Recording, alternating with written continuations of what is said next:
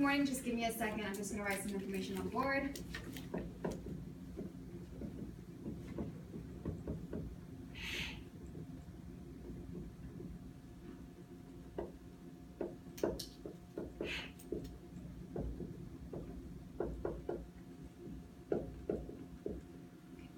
Hi, so my name is Kathy. I'm one of the LLAs for the course. This course is Biochemistry 153A. It's the first in the biochemistry series here at UCLA. So in addition to coming to section and facilitating your learning, I have additional drop-in hours if you have any questions or want help with the material that you're learning. They're going to be Mondays 2 to 4 p.m. every single week from 1 to 10. And it's going to be in Bolter 8251. And the only way to get there is to take the stairs to the 8th floor or take the northeast elevators.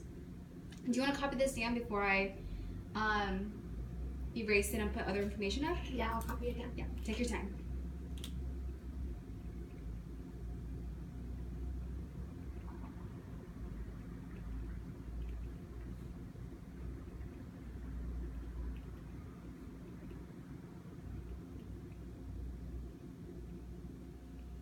Okay, thank you. So I introduced myself. Can I have your name, please? My name's Amy. Amy. Let's see. What is your major, year in school, and your preferred gender pronouns? Oh, I'm an environmental science major Mm-hmm. in the 4th year, Mm-hmm. and my preferred pronoun is she. She, hers, hers? Okay. And just to be curious, why are you taking this course? Is it like a major requirement, or is it something you're interested in and wanted to learn more about? Just general interest in different aspects since it's outside of my major. Okay. So today we're going to go over the phospholipid bilayer and how that membrane kind of forms. So we're going to start kind of smaller and build up to that point. Okay. So we're going to start by reviewing macromolecule functions. Do you remember the 4 major macromolecules that we've heard since every single biology class ever? Lipids. Okay, lipids, that's one. Nucleic acid. Nucleic acids.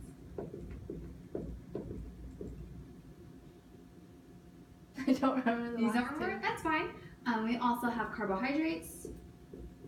And this is, the last thing is something commonly found in meat. People also take it as supplement before working out. Protein. Proteins, yes. So do you remember the major functions of these macromolecules? For instance, what do proteins do in our bodies? One example, if you remember. Like what functions they do? Yeah. Provide nutrients. Okay. What about carbohydrates?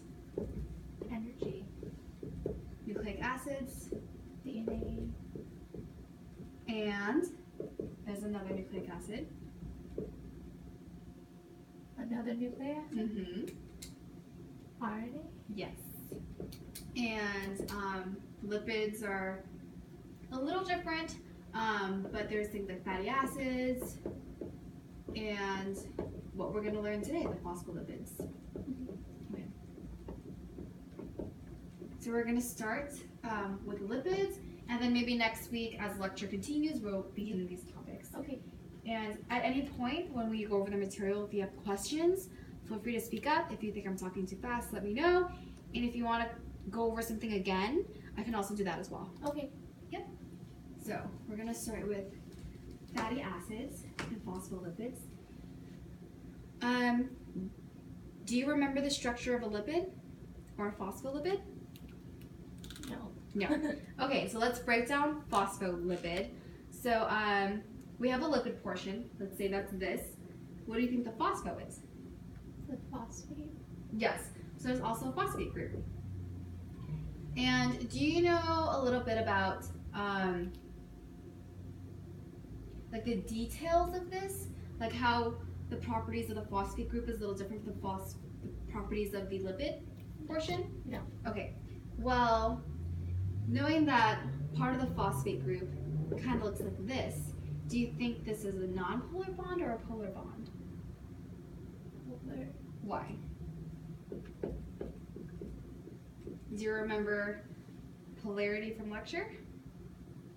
No, can you review that? Yes, I can.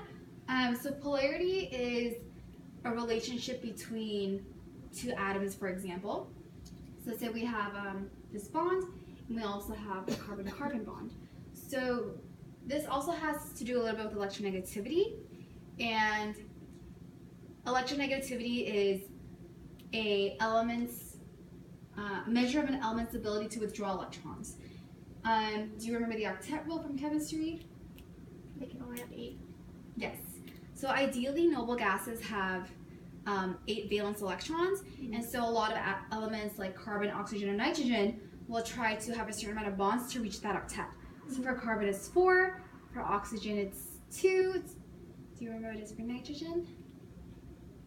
4. No, 3. 3, yes.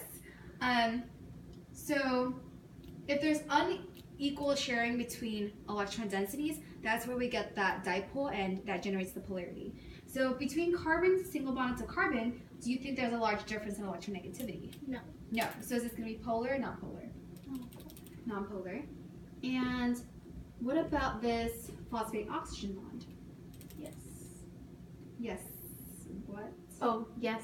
They have a big difference in electronegativity. Okay. So they're going to generate a dipole, and that's going to make this portion polar. So now we know that the phosphate head is polar. And what about this section? Knowing that there's a lot of carbons here, there's a lot of carbon hydrogens, do you think this section is going to be polar or non-polar? Non-polar. Okay, awesome.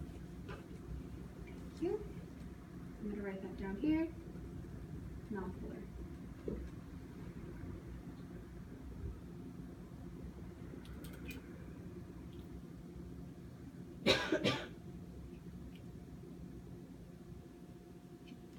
So our bodies are composed of different things, including liquids or the solvent. So what do you think the most abundant solvent or liquid in our body is? Water. Water. Do you remember the structure of water and what properties that make water the universal solvent on Earth? It's polar. Water is polar. Can you actually draw the water structure for me? If you can. Are you comfortable? No, I only know the chemical formula? The chemical formula. Okay, so what is a chemical formula? H2O. H2O. And what is bonded to what? Double bond from H2O. What do you mean? How many bonds can hydrogen form? 2. 4. Okay. So hydrogen is a little different. I'm going to pull up the periodic table for you. Sorry,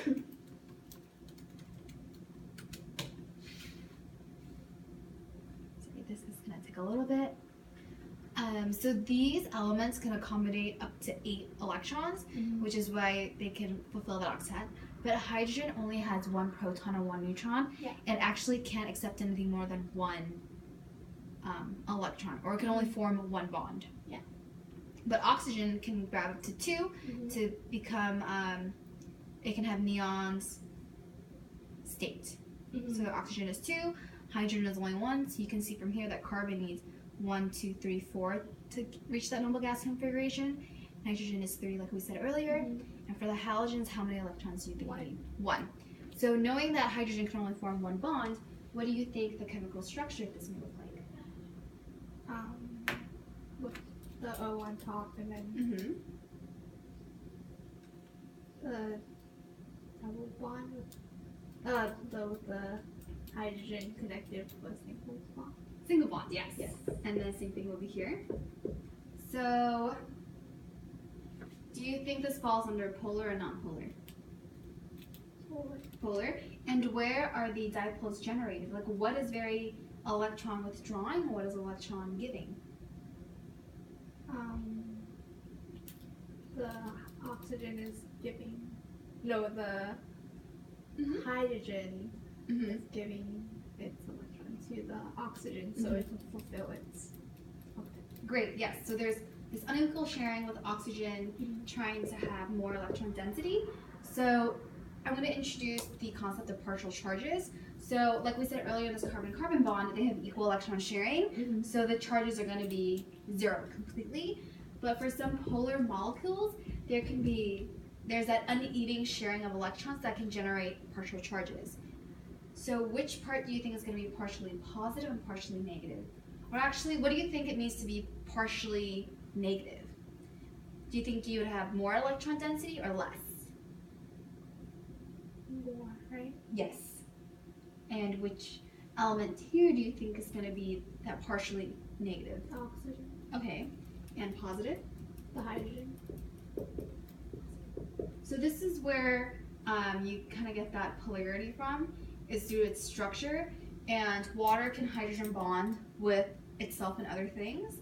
Hydrogen bond is an intermolecular force. And can you give an example of one other thing that could potentially hydrogen bond with this besides water?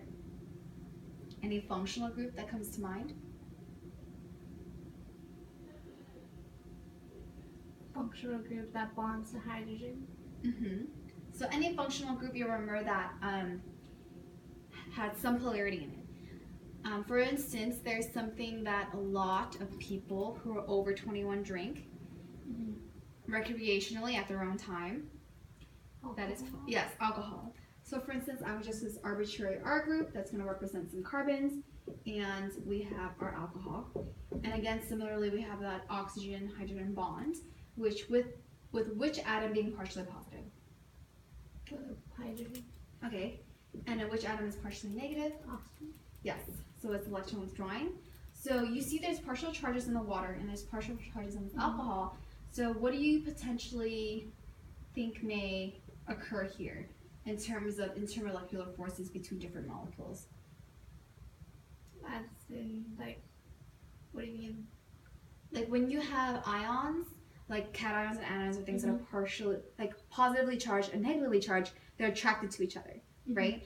Like opposites attract. So here we also have partial positive and partial negative charges. So what interaction between different elements do you think could occur in this system? Do they cancel out or no? In a way they can. So similarly, they are attracted to each other. So what would this hydrogen be attracted to? These partial positive charged? Partial negative oxygen. Yes. And what about this oxygen? The positive hydrogen. Yes. So in like a solution, there's going to be a lot of water molecules and a lot of alcohol. So this is happening, but on a much larger scale. And like they're interacting with each other, they're moving around, and you form these fairly stable hydrogen bonds that are going to be very important in like protein structures, which Megan is going to come talk to you about, I think, next week. Okay. Let's get rid of this. So we know that water is abundant in the body. Water is polar due to its different properties. So let's say we took some phospholipids and we dumped it in water. What do you think would happen?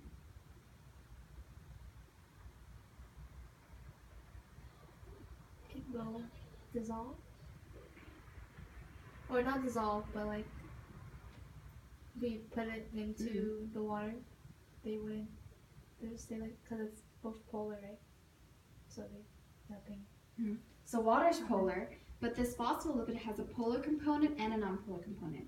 So you said something about dissolving. So have you heard like the phrase "like dissolves like"? So it says that similar properties can like dissolve in something with a similar property. So we have this polar aspect and a polar aspect. So these would interact with each other. Do you think this interaction would be similar or different from the non-polar and polar portion? Different. In what way? Because those aren't similar, so they wouldn't dissolve, I guess. So. So let's say we have a lot of these structures, right? This the polar section, the non-polar section, and we have like these water molecules floating around. Do you think you would find more water in this section or here?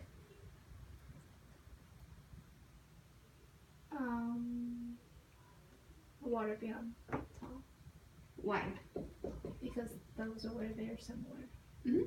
So phosphate's going to want to interact with the water, and this hydrophilic portion, this hydrophobic portion, phobic meaning like water fearing, water hating, this portion is polar, hydrophilic meaning it likes to be with water.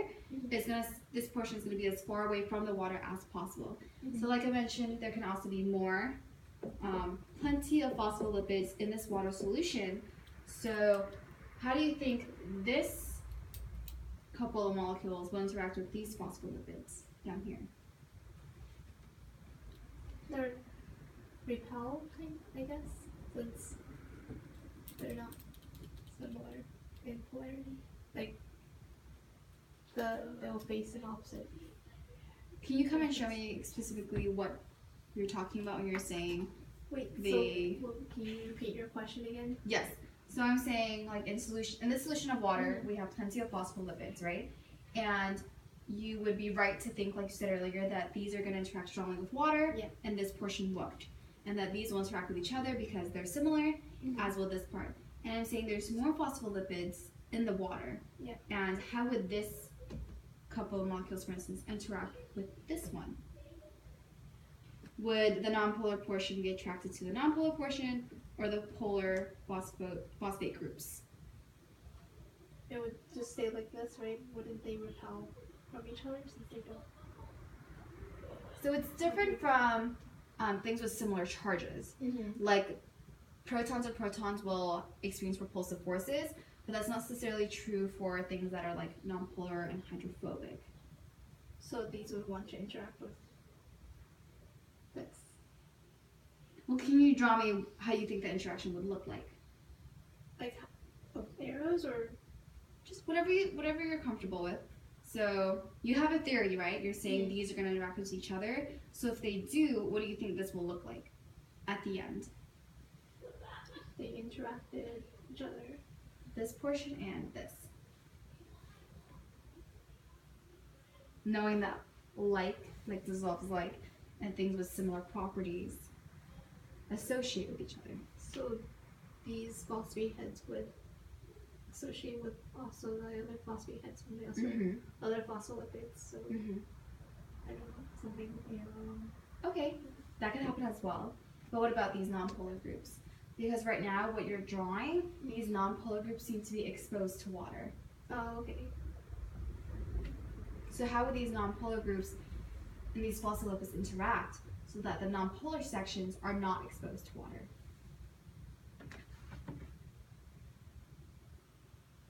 Not exposed.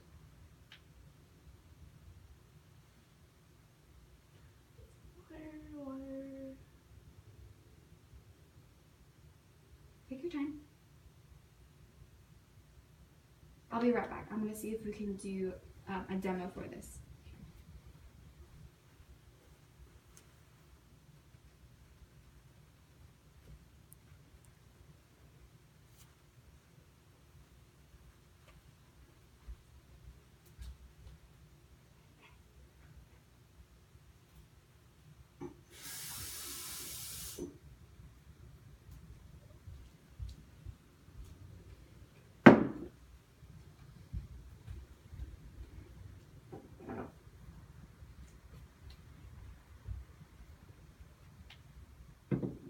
So what are you thinking?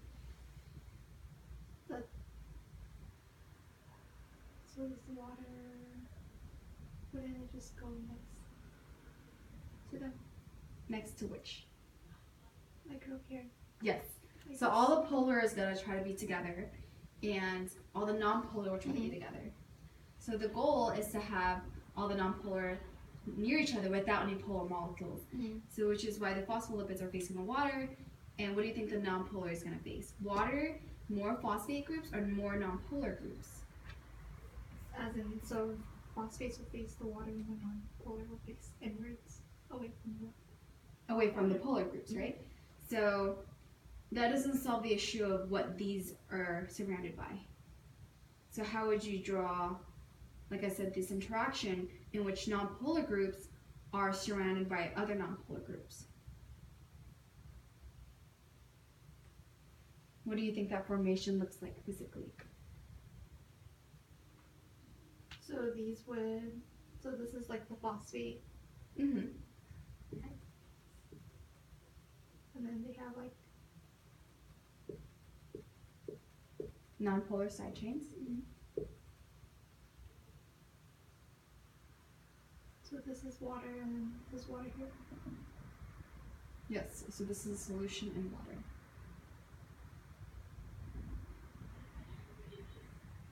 So we want polar with polar and non-polar with non-polar. So they can't just face this way. What do you mean? I'm confused. So there's Mhm. water here and there's water here. So can't they just go right next to them? They can. So yes, this isn't a solution of water, but these hydrophobic sections do not want to be exposed to water, right? So they're going to interact with other phospholipids in solution in some type of way that these sections are not going to interact with polar groups. So we've identified the phosphate head as polar and water as polar, right? So you know that these hydrophobic chains most likely will not interact with these two. Yeah. But what else in solution is non-polar?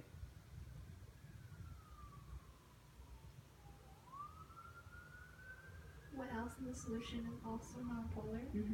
So we have non-polar side chains. This is polar and this is polar. But what else in solution?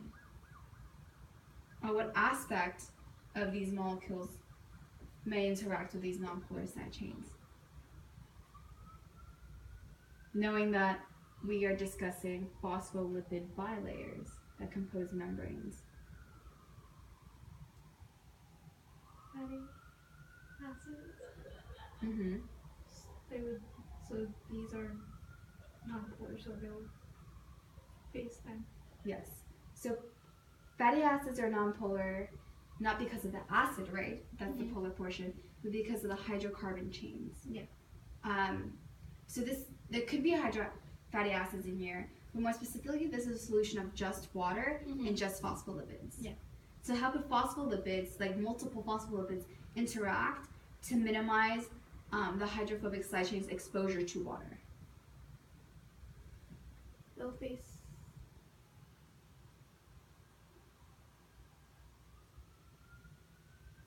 Okay, so Take your time. water. So do you want the tails to face away from the water? Mm-hmm. Wait, are you confused about the question, or are you trying to see if you can graphically represent what you're thinking of? I think I'm having problem graphically pointing of like what. Let's see.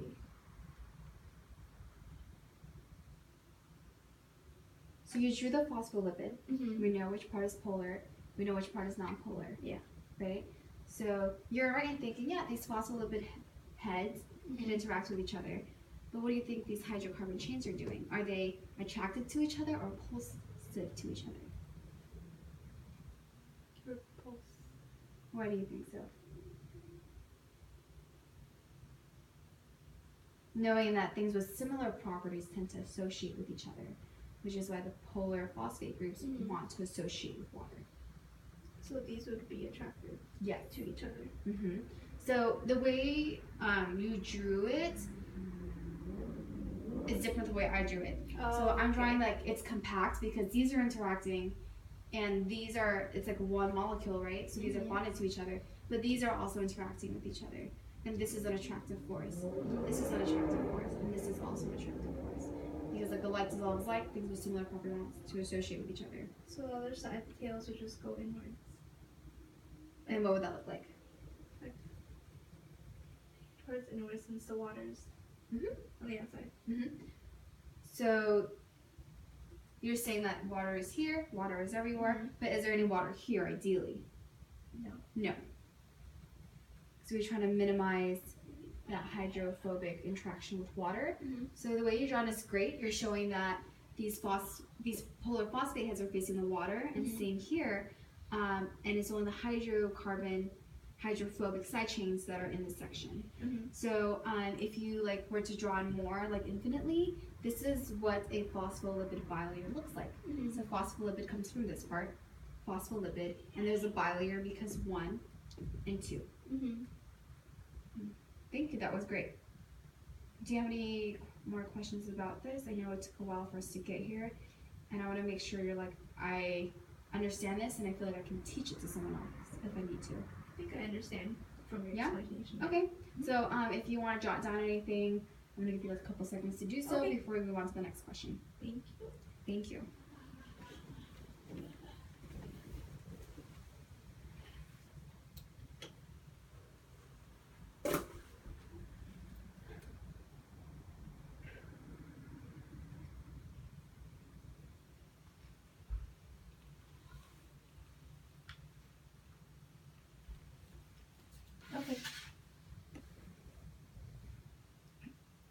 So here I have a cup of water, which is our polar universal solvent, and here I have an oil, like it's a fat. We can even generalize and say it's this phospholipid. So what do you think would happen if I put a droplet of the water in here?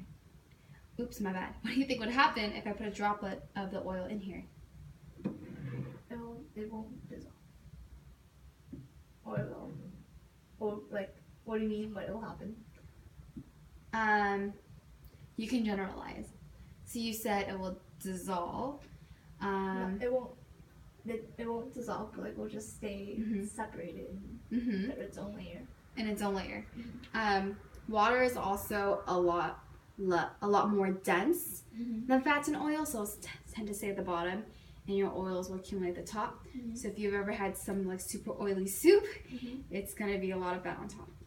And what's gonna happen is what we spoke about earlier. So this is more like a real life application.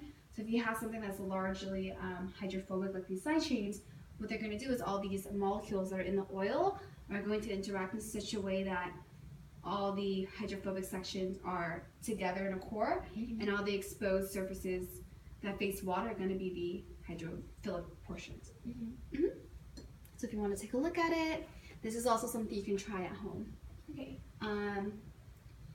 Before we end, we're going to try to change it up a little bit. Okay. To test your understanding. So let's say instead of water, this phospholipid is now put into an oil. It's immersed in something that's largely hydrophobic. So what do you think that interaction or this bilayer would look like in comparison to immersing this in water? We're now going to put this in a hydrophobic solution. With the chain space. The fatty, or like the non-polar chain space outwards instead, since now the phosphate groups would want to be with the. If you don't mind, can you show me what that looks like on the whiteboard? Thanks. We have all this space, and I figure we might as well use it.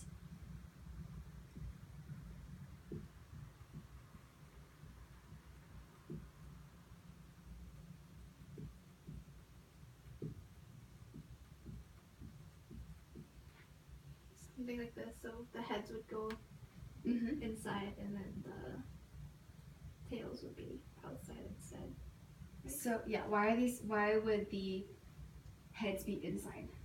Since now it is in oil, the polar phosphate groups don't want to be in that oil because they're not, now it's because oil is non-polar and that doesn't want to be with it. And also now the tails can be outside since it's not water, so they can be outside. Yeah, that was great. Thank you. That was perfect. So this was just like a small review of connecting ideas from biochemistry, which you're taking, and like life science concepts such as LS2 to really think about the role that lipids play in our bodies, the different properties of liquids such as water and lipids and how those interact. And do you have any questions so far? Okay. You're good? Okay, I know we like went through a lot, and I'm just asking you a lot of questions to make sure that if you are confused about something even very minute, that we get it straightened out so that you don't have any misconceptions about course concepts. Okay? So I think that is it for today. If you don't have any questions for me, you're free to go. But if you ever need to contact me because you can't make it to my CLC hours, or you just want you have a quick question, I can also give you my email. So I check my email a couple times a day, and I should be able to get back to you within 24 hours. Yeah, and that's all I have for today. Okay. Thank you.